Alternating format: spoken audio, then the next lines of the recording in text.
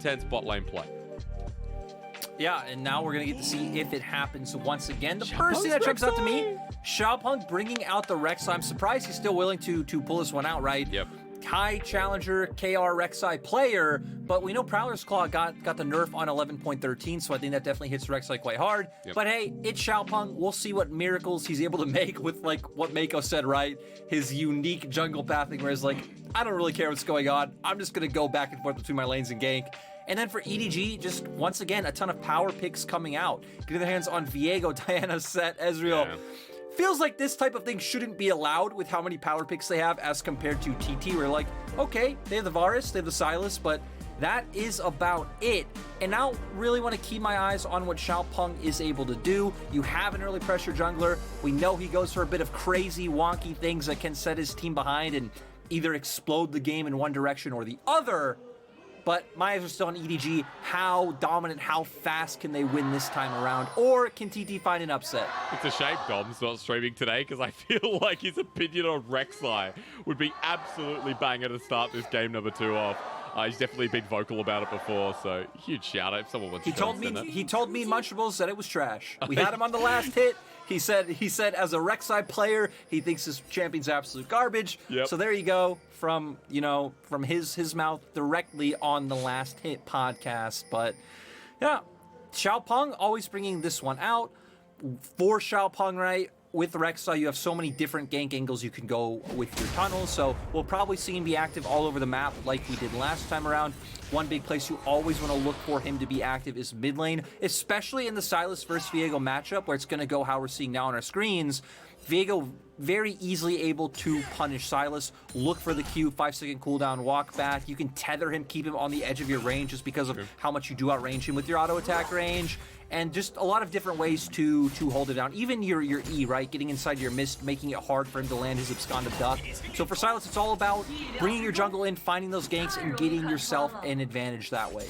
Let's see how the Rek'Sai is going to use his unique pathing. Remember, it was Jiejie talking about the unique pathing of Xiaopeng that is a bit unpredictable, that kind of keeps them on their toes. It was something in game 1 that Xiaopeng did really well. The early game got off to a decent hit, but EDG was still winning through CS advantages in lane. In this game on the blue side, it feels like that's already started nicely with the Viego matchup you're talking about. With the Diana, that is definitely an S+ tier pick at the moment in the LPL and in other regions as well, growing that way too. And down the bottom of the screen, I don't know if our chat can see this, but the champions for EDG here, they are a winning team, and they've only lost one individual game, but still, Ezreal, the Sett, all like 6-1, 3-1. Pretty good track record so far. I was going to say, I don't feel like these stats mean too much when you've only lost one series. That's true. But on our screen, we're already going to see Xiaopeng look for this gank. I mean, this is good. Onto Scout. Is he going to flash for the knock-up here? The Unburrow available. And Tremor Sense to see him walking out, but Scout will be fine for now. This will just give the push over to Xiaopeng. But he loses tempo for this lyric, and he's already behind 2 camps.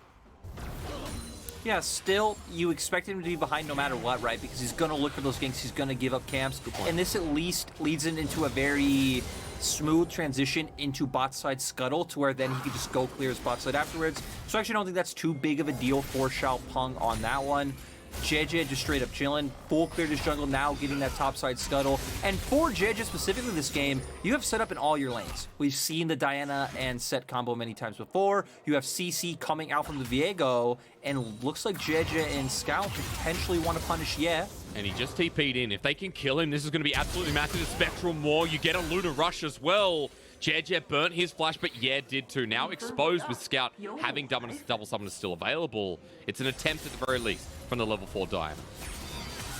Yeah, and Yez wave not in the best place. It is mid lane, so it doesn't always, it's not as punishing, right, as in top or bot, but Scout going to be in a good place to force him back to look for trades. Already being out of mana as well. Does have 1 biscuit left, so won't be too harming, but I like EDG so far because they've not only been able to just find CS like they should be doing, right, Diane? It's all about that level 6 mark. You don't need to be looking for plays early, but even a window coming out is, Scout actually being forced to flash.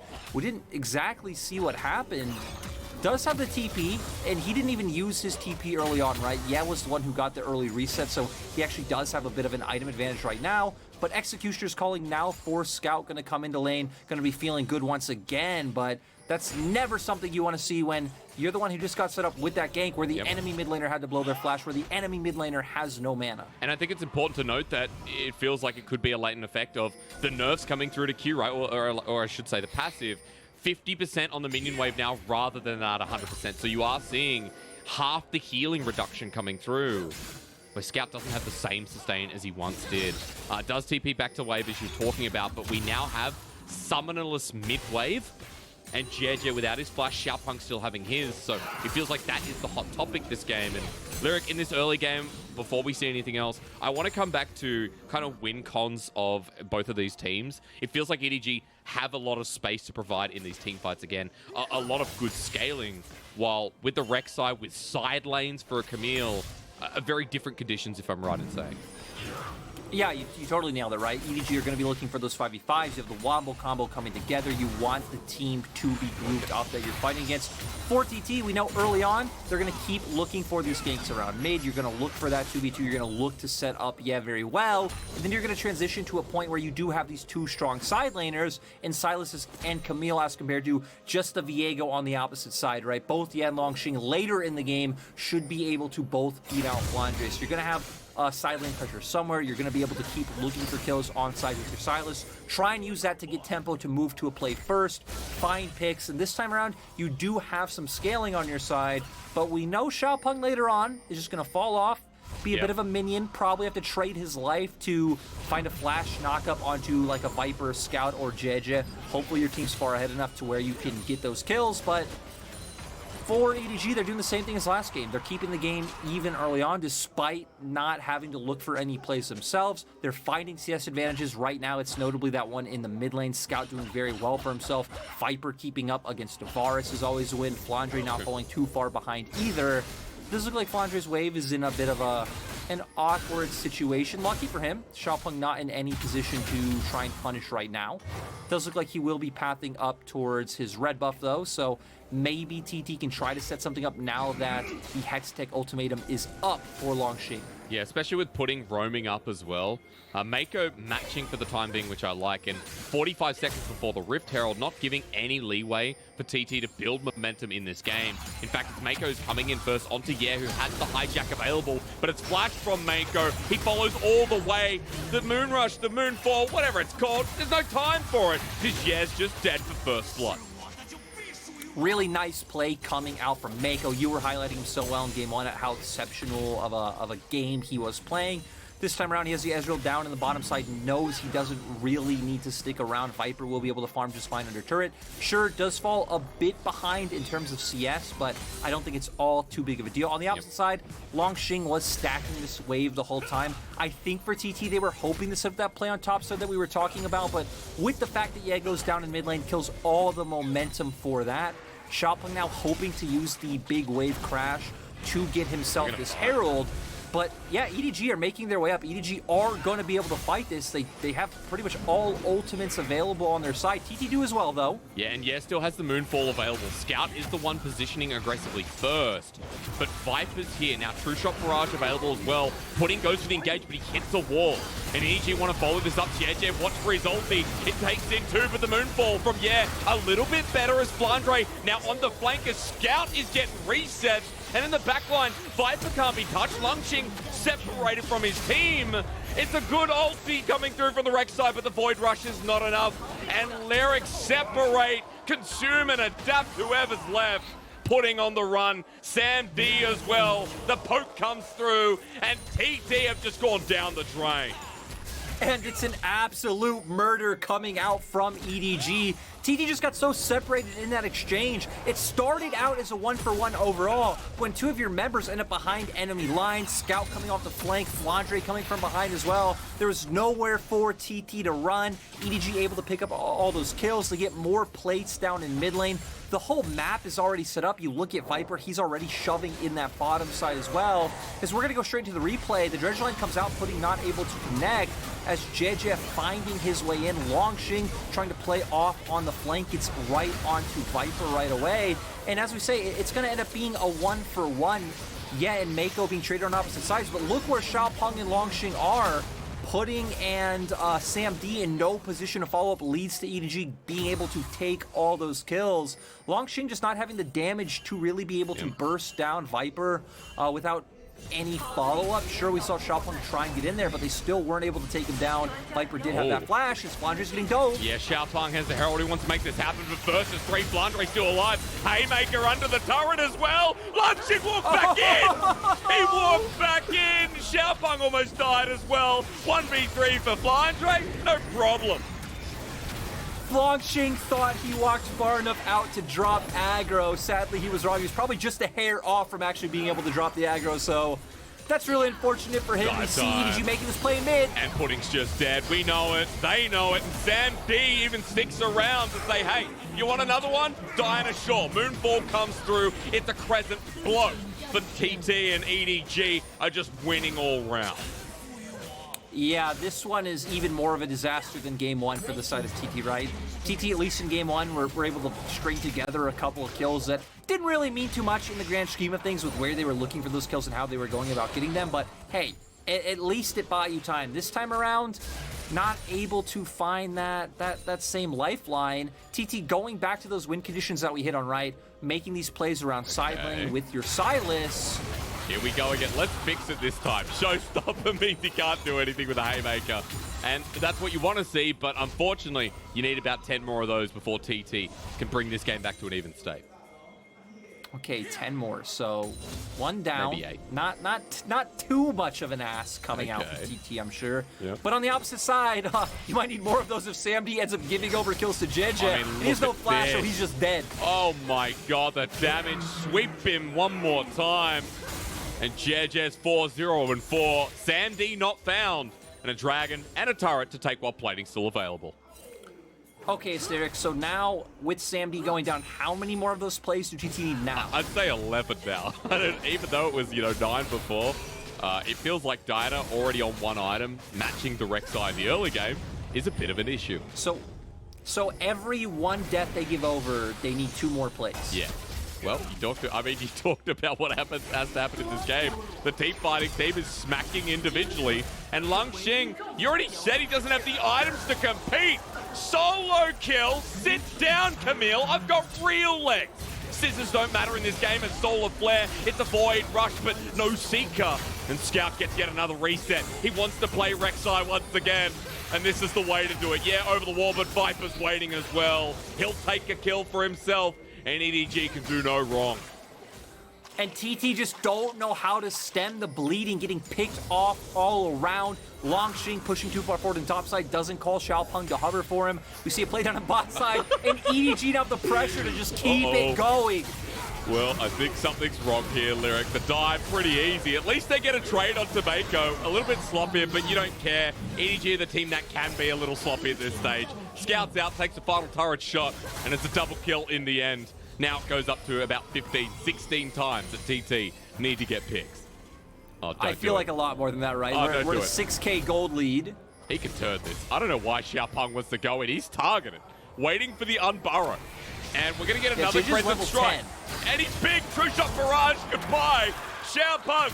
Doesn't matter if the air was there. It was always going to be your death. A 5-0-7 Diana.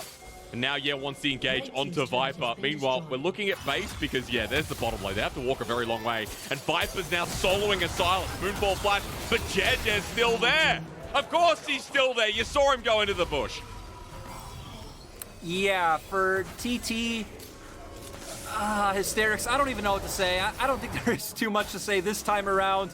They're just getting picked off across the map. They keep getting baited in, hoping like, hey, this member of EDG's half HP, let's look for this, instead of calming down, taking a deep breath, maybe like looking at the state of the map. Hey, where can we get down some defensive vision? Whose waves do we need to correct to buy time to get Camille in a place where she'll be strong, to get Sylas in a place where he can contest?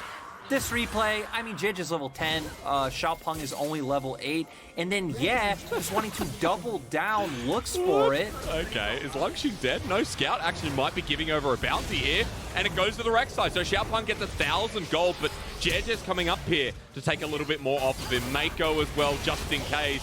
The Void Rush already used, and Xiaopeng drops to the dirt. A good attempt here, considering TT have absolutely nothing in this game, but Lyric, I've worked out what it stands for. It's tango time, because every single time TT, they just want to dance. TT have like taken the honorary 2020 Rogue Warriors mantle of, well, yes. you don't know how they're going to do. Actually, you know how they're going to do even slightly worse in those Rogue Warriors rosters because they were always like 1 series or 2 series out from playoffs. But they're always going to put up a fight. They're always going to try and take the 1v1 any chance they get. And their games are going to be absolutely bloody. Good guy EDG and TT here trying to help us get back on schedule without having to delay. You love to see it. Not for TT, but for EDG. So EDG fans, rejoice. TT fans, I'm sure there's some of you out there. Yeah, we look to next time. We look to tomorrow. There are some TT fans. I don't know if they're K-pop fans as well, and they think, oh, yeah, it's time to talk about I don't know what that is. That song. I'll be honest, I don't watch K-pop, but if you do, enjoy it. I'm more of a rock and roll kind of guy. I mean, I feel like I'm 60 half the time, and the other time I feel like I'm 40. Doesn't really get any lower than that, so good luck to anyone dating me. Lyric. That was cute. Yeah, keep going. Yeah. No, it got personal. Take it away. Oh, I will take it away. I'll take you right into the end of this game because I want everyone to look at the top of your screen. Do it right now. That's a 7,000 gold lead at 16 minutes in the game. And EDG, they've hit 2 item points. The Viego 7-1 and 3.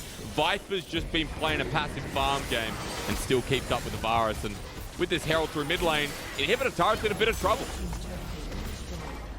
Yeah, and you know, at this point in time, right, we don't go back to win cons, we don't go back to macro. For EDG, they can just brute force anything at this point. They can group up together as they're doing now. They try to get the charge down onto the mid lane turret, not able to do it, but for EDG, I feel like you're quickly going to give up stacking Drakes. Just keep looking to control vision enemy jungle, keep looking for those picks. And then when Baron comes up with the 20-minute marks, Mark say, screw it, go straight to the Baron, force TT out of their base, find the fight, and then, you know, you're going to get the Baron, you're going to get a bunch of kills, or you're going to be able to push and even get inhibitors off that play. So, in my mind right now, we're counting down for 3 more minutes, unless TT look for more scraps before then, which I guess knowing TT seems the most likely possibility. I mean, you're a Rek'Sai who's gone lethality. You need to fight all the time in the first 25 minutes of the game, no matter what. It is kind of a ride or die champion. And another reason, I guess, why we haven't seen much Rek'Sai so far. It is a Xiaopeng specialty. I do like that it's come out, but it's about to go down as they're into a choke. Here comes the Diana. Flash over the wall from Pudding. If anyone hasn't seen Supernatural, you won't really get amongst that. But hey, Baron up at 2 minutes 30. They keep pushing, and TT can't really be on the map. Yeah, so talking about Pudding, right? In game 1, you said trash dessert. It is trash. So, what? So you know, on your dessert tier list, where does it rank? I'd say it's like 6, right? If you're talking about like a chocolate pudding, you know, one that oozes like... Is it chocolate lava cake? That's not pudding, is it? That's a cake. not I think pudding at all. It's got in the name. That's like cake with like fudge on top, and I think usually they have ice cream. Because cheesecake's up there, right? So we're just going through it, and folks, if you're joining in, this game's over. EDG have smacked them, so it's time to talk about pudding. I've got rice pudding in the fridge. A friend brought it over, gave it to me before Sydney went into ultra lockdown. It's so bad. But hey, like things like tiramisu. What is the yellow one that has like a maple syrup over it? Do people know what I'm talking about? Like a, hang on, let me Google it. Like a white chocolate dessert. Let me just type that in. White chocolate recipes, white chocolate taste recipes, mouth-watering chocolate. Google, come on. What is this? I actually know what dessert you're talking about, but I cannot remember the name off the top of my head. Someone said flan at this point as well. I'm just going to turn my head to the right. Yeah. Tiramisu is up there as well. Yeah, okay. Good stuff. I think, you know, a nice German chocolate cake is up there as well. Has like a nice texture to it. Is Oh, maybe we get something that gets to distract us from our rant about pudding. Though I disagree, a nice homemade pudding is a solid A tier on the dessert tier list. Okay, well, each to their own, right? I'm not going to take away from anyone's opinion.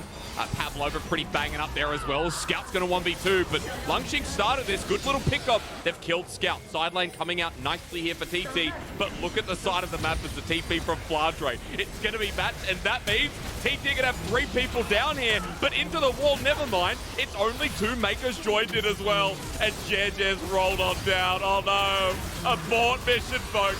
TT have lost more. I mean, they did have 3, right? But instantly, 1 gets taken down right away. Yes, TP not able to contribute too much. The second Flandre gets there, just a showstopper enough, is able to get a kill. We're about 8 seconds away from that 20-minute mark that we were hitting on. This is the point to where EDG could just say, you know what, we're over it. We have completely dominated this game. Let's start the Baron. Let's get the fight or just get that objective. We're going to see here they are able to find a nice kill on the Scout. Xiaopeng is all in on the Thali, so he does have a ton of bursts coming out. But Flandre coming in, Langx is already incredibly low, so that makes sense that it doesn't take too much to bring him down. And then for TT, you are just surrounded by the members of EDG. And there it is, Hysterics, the 20-minute Baron that we talked about. There it is, on repeat as well if the game comes to a 25-minute point. So EDG, gold on top of your screens. You know the story, almost 10,000 gold. A shout out to the person who said creme brulee. That's definitely up there.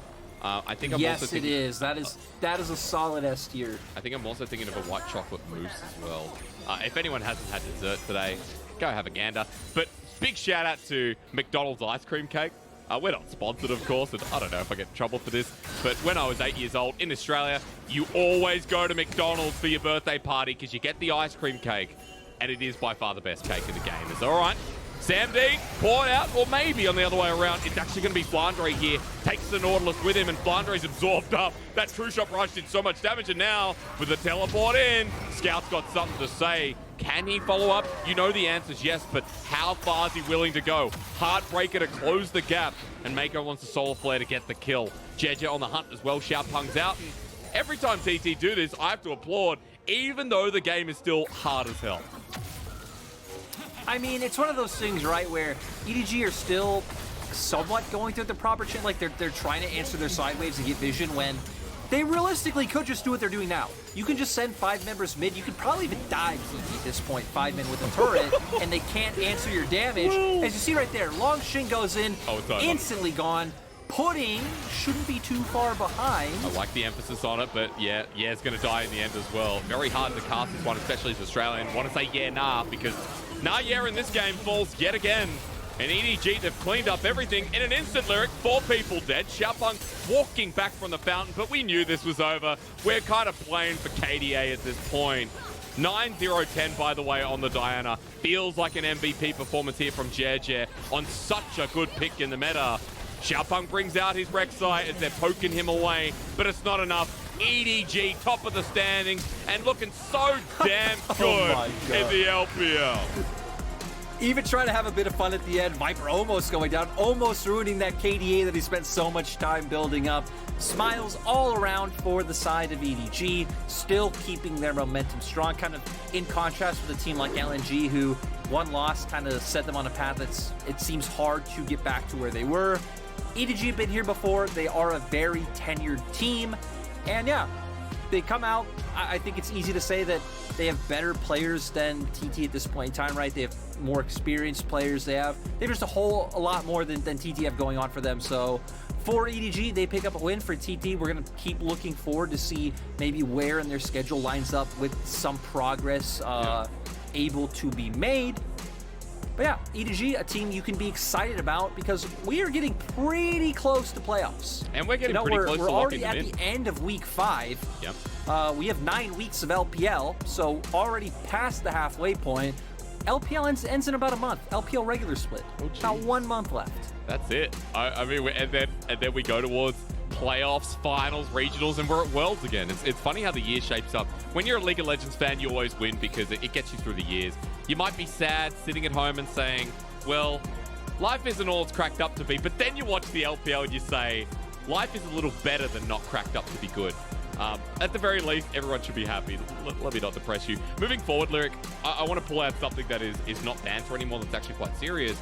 EDG now 9-1. Every single split, you and I on broadcast and all the other casters, we've all talked about what is the safe point, the absolute minimum for securing playoffs. Of course, at this point, we're not going to get any 100% security, but 9 is always what it comes down to. And I feel like with this, we just know we can say EDG are not falling anywhere below top 6 at this point. They're in playoffs, guys, even though it's not really official at this point.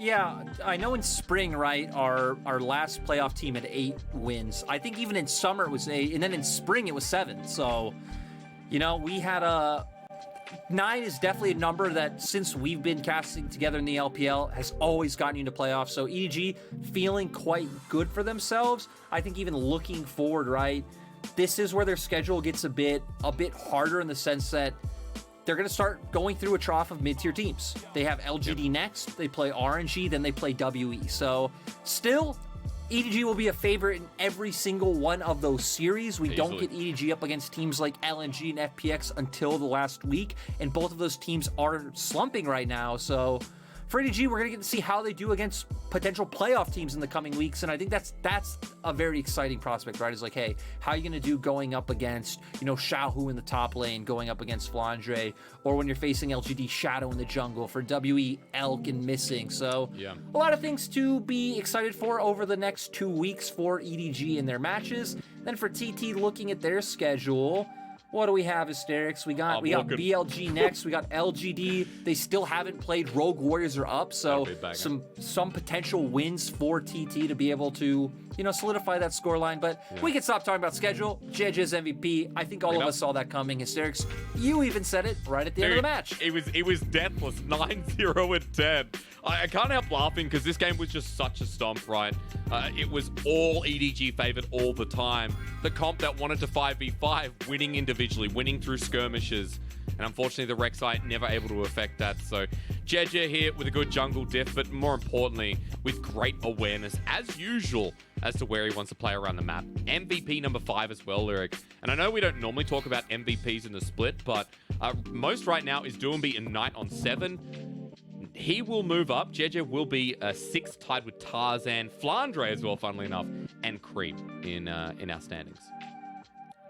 You know, a team like EDG to me is just so scary, and to a lesser extent, another team would be like Rare Atom, because these teams are just consistent in how they play the game. It's like, you know what to expect from them. Sure, EDG, I think, has a lot more versatility than a lot of teams do in LPL in terms of picks, but like you know they're going to play to stack those dragons. They're not going to make really any crazy risk. It's all going to be very steady play. So any team like that, I feel like, will always do well in LPL if you do have good players across the board, which is why EDG right now is sitting top of the table. It is why RA as a team is doing so well. So yeah, for EDG, just keep the consistency and good things will continue to come. I hope RNG are looking informed to face off against them next week, because week 6, EDG versus RNG, another banger. But if we're looking at bangers, folks, a matchup that I always ask the cast, it's RNG versus IG. Lyric and I are going to stay with you and take you into the return of Meiko.